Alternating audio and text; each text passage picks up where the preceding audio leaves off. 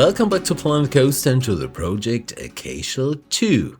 In the last episode we built a couple of houses in front of the castle. Today we continue expanding the village and focus mainly on the buildings along the main street between the gate and the castle. It already has a bit of a western vibe, a wide street with fairly chunky buildings on both sides, each with a small veranda. If you ever visit this place, on one side you'll find an inn that also offers a few rooms for overnight stays. I'm leaving a bit of space between the castle and the first buildings because I imagine a small marketplace right in front of the castle, and of course there should be a few steps leading up to the main entrance. If his lordship wants to address his subjects, he should stand a little elevated. Wrong theme. This is the castle for wizards, sorry. What do you call the boss of all wizards? If this were the Unseen University, it would be the dean. And speaking of staff, I completely forgot to mention this when building the main gate. Obviously, a gate like this needs guards, and here they are. One soldier seemed to take his job a bit too serious and patrols back and forth, while the other apparently had a rough night because he's sleeping on duty. Psst, don't wake him up. I liked the animatronics in Planker 1, and yes, I like them just as much in Planker 2. They help make the scene feel more alive. Okay, let me explain. During building phases, I pause time in Planko and only let it run for the cinematic shots or when I'm testing coaster triggers. This might explain why guests haven't wandered into this area yet. Another reason is that there are only a few shops here at the moment and no attractions, which doesn't exactly draw crowds. So the animatronics help me create at least somewhat lively footage for the cinematic shots. Oh, speaking of lively, you can already see that I've broken away from the rectangular house concept and started building houses where the upper floor is slightly larger than the ground floor. This style roughly fits the medieval period, which works nicely with the castle theme. But folks, today we have another episode divisible by 5, which means I'm playing the wonderful Planet Coaster music for you. For everyone wishing for rock or club music, don't worry, I still have plenty of songs ready. I'll include them in the next episodes. I'm right back.